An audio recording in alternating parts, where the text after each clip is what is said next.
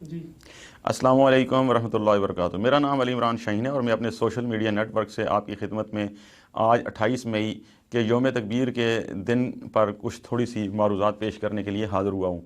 محترم ساتھیوں، 28 مئی 1998 کے دن پاکستان نے بھارت کے 5 ایٹمی دھماکوں کے مقابلے میں پہلے 6 اور پھر 7واں دھماکہ کر کے دنیا کو یہ بتا دیا تھا کہ ہم اب ایک ایسی ریاست اور ایسے ملک کے طور پر دنیا کے اندر اب سامنے آ چکے ہیں کہ جسے شکست دینا اور اس کو تسخیر کرنا آسان نہیں ہوگا۔ بی بی سی نے ابھی حال ہی میں اپنی ایک رپورٹ کے اندر یہ بات لکھی، انہوں نے کہا کہ جس دن پاکستان نے ایٹمی صلاحیت حاصل کی، ایٹمی صلاحیت حاصل کرنے کے بعد پھر انڈیا کو دوبارہ اس بات کی جرت نہیں ہوئی کہ وہ پاکستان پر حملہ کرے، پاکستان کی جو حدود ہیں ان کو کراس کرے، عالمی انٹرنیشنل جو بارڈر ہے اس کو کراس کرے۔ یہ میں نے نہیں، یہ بی بی سی ورلڈ نے اپنی رپورٹ کے اندر یہ بات لکھی تھی۔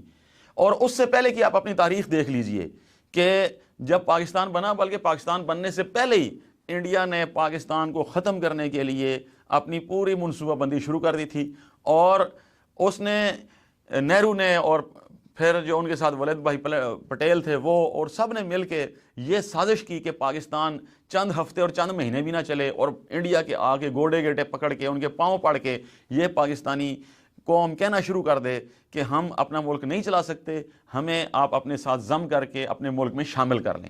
کیونکہ انگریزوں نے جاتے ہوئے پاکستان کے پانیوں کے سارے ہیڈ ورکس انڈیا کے حوالے کر دیے، کشمیر انڈیا کے حوالے کر دیا، اور سارا خزانہ اس پر انڈیا قابض ہو گیا، ساری انڈسٹری کے اوپر انڈیا قابض ہو گیا۔ جتنا وہاں سے پاکستان کو کوئی معاشی فائدہ پہنچ سکتا تھا سارے کا سارا انڈیا نے اپنے قبضے میں لے لیا، اور پاکستان کے حوالے انہوں نے کیا کیا، کئی ملین مہاجرین، لٹے پٹے لوگ، زخمی، شہداء، لاشیں اور خون یہ ہمیں ملا، اور ہمارے خزانے میں 1 روپیہ بھی نہیں تھا۔ ان کی سازش یہ تھی کہ پاکستان نہیں چلے گا، اور اس کے بعد پھر انہوں نے ہم سے جوناگڑھ مناوادر چھینا، اس کے بعد سرکری انہوں نے ہم سے چھینا، کشمیر پر قبضہ کیا، 1965 کی جنگ انہوں نے ہم پر مسلط کی، پھر ہمارا جو بنگال تھا اس کو انہوں نے مشرقی پاکستان کو علیحدہ کر کے انہوں نے بنگلہ دیش بنایا، پھر انہوں نے ہم سے سیاچن چھینا۔ یہ سارا کچھ ہم سے انہوں نے چھینا، ہمارے ملک کو نقصان پہنچانے کے لیے جو ان سے ہو سکتا تھا وہ انہوں نے کیا۔ لیکن جب پاکستان نے ایٹم بم بنا لیا اور پاکستان ایٹمی قوت بن گیا تو اس کے بعد پھر انڈیا کو یہ جرت نہیں ہوئی کہ وہ پاکستان کی سرحدوں کے اندر آ کے کوئی کھلی جارحیت کر سکے اور پاکستان کو اس طریقے سے نقصان پہنچا سکے جیسے وہ پہلے پہنچاتا تھا۔ یہ اللہ کا ہمارے اوپر بہت بڑا فضل ہوا، بہت بڑا کرم ہوا، اور پاکستان کو ایٹمی قوت بنانے کے اندر بہت سارے ہمارے محسن ملک بھی اور شخصیات بھی شامل تھیں، جن کے اندر سعودی عرب کا مقام سب سے نمایاں اور پہلے نمبر پر ہے۔ 1974 میں جب لاہور کے اندر اسلامی سربراہی کانفرنس ہوئی تھی، اور اس کانفرنس کے بعد جو اس وقت کے وزیر اعظم تھے ذوالفقار علی بھٹو، وہ مسلم دنیا کے دورے پر گئے۔ انہوں نے مسلم دنیا کے سربراہوں کو یہ جا کے باور کرانے کی کوشش کی کہ ہم ایٹم بم بنانا چاہتے ہیں، ہم ایٹمی پروگرام شروع کرنا چاہتے ہیں، تو آپ لوگ ہمارے ساتھ تعاون کیجئے۔ سب سے زیادہ تعاون شاہ فیصل نے پیش کیا، اور انہوں نے کہا کہ جتنا پیسہ خرچ ہوگا اس کے اوپر وہ سعودی عرب آپ کو فراہم کرے گا، مہیا کرے گا۔ ان کے جانے کے بعد شاہ خالد آ گئے، انہوں نے بھی اپنے خزانے کے منہ پاکستان کے لیے کھولے رکھے۔ اس کے بعد کرنل قذافی نے پاکستان کو پیسہ دیا، اگرچہ کہ بعد میں جب پرویز مشرف کے دور میں پاکستان پر ایٹمی پھیلاؤ کے الزامات لگے تو پھر کرنل قذافی نے دنیا کے سامنے یہ راز کھول دیا کہ پاکستان ہمیں ایٹم بم دینا چاہتا ہے اور ایٹمی ٹیکنالوجی ہم تک منتقل کرنے والا پاکستان ہے۔ تو اس کا نتیجہ ہمیں پھر جنرل عبدالقدیر خان کو قید کر کے دنیا کے سامنے رکھنا پڑا۔ تو پاکستان پر بہت بڑا دباؤ آیا اس ایک غلطی کی وجہ سے جو کرنل قذافی نے کی۔ بہرحال شاہ ایران کا اس کے اندر جو رضا شاہ پہلوی تھے ان کا بہت بڑا کردار تھا، اور ان کے دور کے اندر جو ایران تھا وہ پاکستان کی ایک سب اسٹیٹ کے طور پر کام کیا کرتا تھا۔ 1965 کی جنگ میں ایران کے جو جنگی اڈے تھے، ہوائی اڈے تھے، وہ پاکستان کے ہوائی جہازوں کے لیے ایسے ہی کھلے ہوئے تھے جیسے پاکستان کے اپنے ہوائی اڈے تھے، اور وہ انتہائی ہمارا قابل اعتماد دوست تھا، اور رضا شاہ پہلوی نے ہماری بڑی مدد کی۔ اور اس کے بعد جب ایٹمی دھماکے کرنے کا وقت آیا پاکستان پر بڑا دباؤ تھا، اور نواز شریف صاحب بڑے دباؤ کے اندر تھے۔ یہ ساری باتیں آن دی ریکارڈ ہیں، اور امریکہ نے پیشکش کی کہ آپ اتنا پیسہ لے لیں، اتنی دولت لے لیں، اتنا کچھ لے لیں، تو آپ ایٹمی دھماکے کر کے آپ ایٹمی قوت کے طور پر دنیا کے سامنے نہ آئیں۔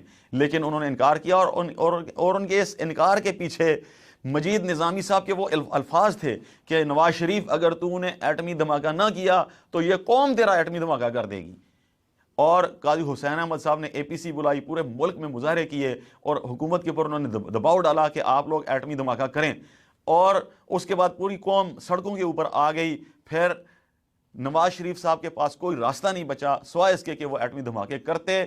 اور آپ لوگ جانتے ہوں گے, یہ بات بھی تاریخ کے اندر ریکارڈ کے اوپر موجود ہے, یہ بات بھی ریکارڈ کے اوپر موجود ہے کہ جب پاکستان نے ایٹمی دھماکے کیے تو پاکستان کے اندر سب سے زیادہ خوشی اسلامی جماعتوں نے, جو لوگ دین سے محبت کرنے والے, داڑھی والے, مدرسے والے, مسجد والے, علماء کرام, دینی طبقات تھے, انہوں نے سب سے زیادہ اس کے اوپر خوشی منائی, اور جماعت اسلامی نے بھی اس کے اوپر سب سے زیادہ خوشی منائی. اور قاضی حسین احمد صاحب نے بڑے بڑے اس کے اوپر جلوس نکالے لاہور میں, اور باقی جو شہر تھے ان کے اندر بھی ساری امت نے اس کے اوپر خوشی منائی. فلسطین کے مسلمانوں نے یہ کہا کہ آج ہم مسلمانوں کو اللہ تعالیٰ نے ایٹمی قوت عطا کر دی ہے, اب ہماری آزادی کو کوئی نہیں روک سکتا.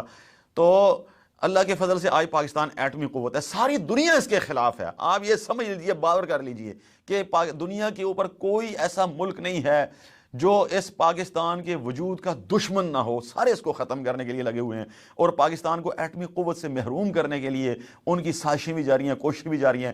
آپ لوگ جانتے ہوں گے کہ ایک زمانے کے اندر سی ٹی بی ٹی کا بڑا غلغلہ مچا تھا, اور پاکستان سے وہ ایٹمی صلاحیت چھیننے کی سازش تھی, لیکن پاکستان نے اس کے اوپر انکار کیا.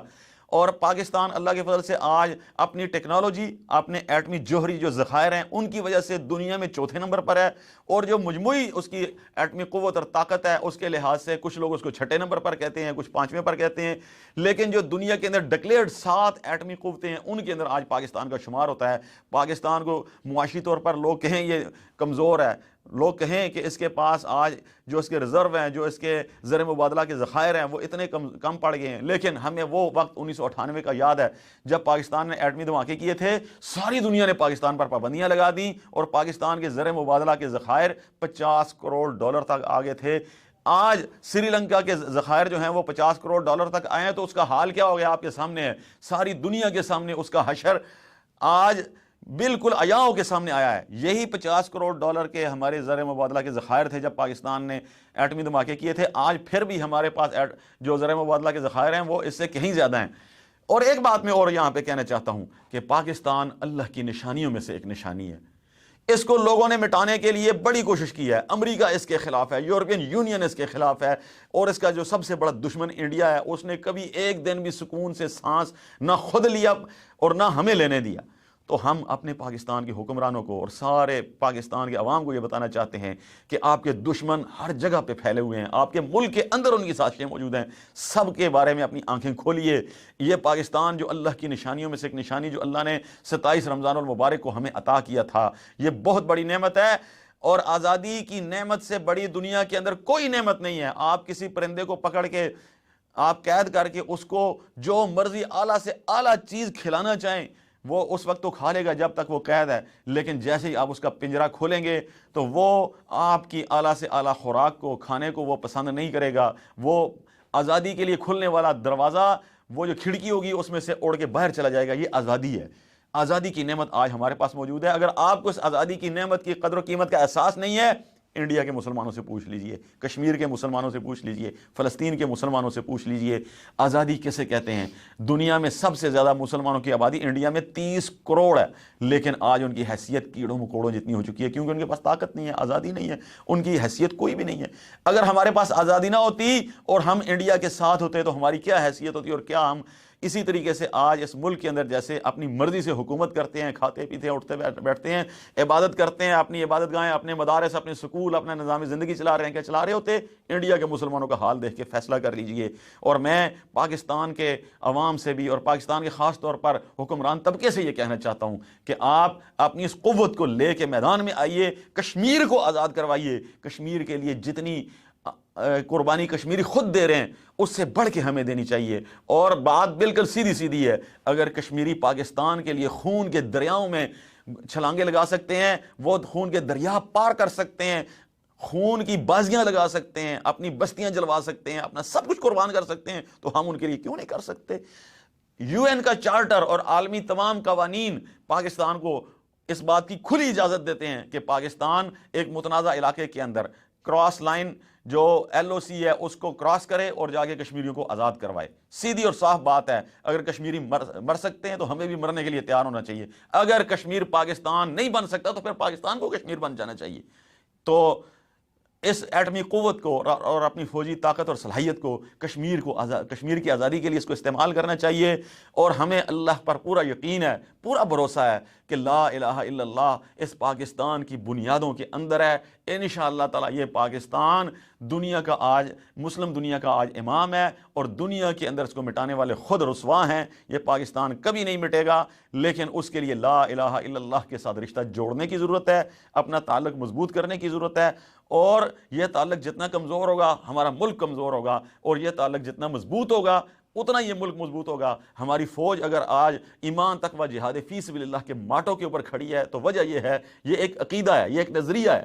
اس کی وجہ سے ہم مضبوط ہیں. اسی کو مضبوط کرنا ہے اور اسی کے اوپر کھڑے رہنا ہے. اللہ تعالیٰ اس پاکستان کا حامی و ناصر ہو. اللہ تعالیٰ میرا اور آپ سب کا حامی و ناصر ہو, اور اللہ تعالیٰ ہمارے ہاتھوں اس کشمیر کو بھی آزاد کروائے, اس ملک کو لا الہ الا اللہ کی منزل تک پہنچائے. اور وہ تمام لوگ جنہوں نے ہمیں ایٹمی قوت بنایا, ہم ان کا بھی شکریہ ادا کرتے ہیں. اور اس ملک کا انشاءاللہ ہم اپنے خون کے ساتھ اول دن سے دفاع کرتے آئے, کرتے رہیں گے. پاکستان زندہ باد, پاکستان پائندہ باد. بہت بہت شکریہ.